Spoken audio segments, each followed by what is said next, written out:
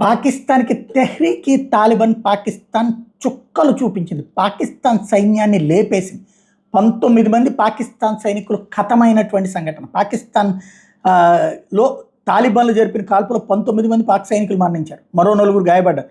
సైనికులు వెళ్తున్న వాహన శ్రేణి మీద శనివారం వేకువజాము 4 గంటల సమయంలో తెహ్రీక్ ఏ తాలిబాన్ పాకిస్తాన్ కాల్పులు జరిపింది. ఆఫ్ఘనిస్తాన్ సరిహద్దులో ఉన్న పశ్చిమ వజీరిస్తాన్ జిల్లాలో ఈ సంఘటన చోటు చేసుకుంది. పర్వత ప్రాంతాల్లో 2 వైపుల నుండి కాల్పులు జరపడంతో సైనికులు అక్కడికక్కడే మరణించారు. అనంతరం తాలిబాన్లు సైనికుల వద్ద ఉన్న ఆయుధాలు, డ్రోన్లను స్వాధీనం చేసుకున్నారు. మరియు గత 3 రోజుల్లో 45 మంది తాలిబాన్లను హతమార్చినట్టు సైన్యం ప్రకటించింది. ఇలా చేతకాంతనాన్ని అట్ట కవర్ చేసుకుని కబుర్లు చెప్తుంటారు, ఎందుకంటే వీళ్ళ ఫెయిల్యూర్ ఎప్పుడు కూడా.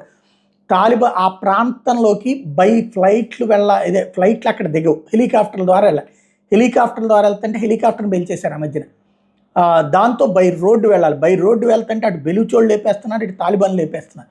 ఓ రకంగా చెప్పాలంటే బెలూచిస్తాను, ఆఫ్ఘనిస్తాన్ సరిహద్దుల్లో ఉన్నటువంటి ఈ తెహ్రీక్ తాలిబాన్ పాకిస్తాన్ ఉన్నటువంటి ప్రాంతాల్లో పాకిస్తాన్ సైన్యం అడుగు పెట్టలేకపోతుంది.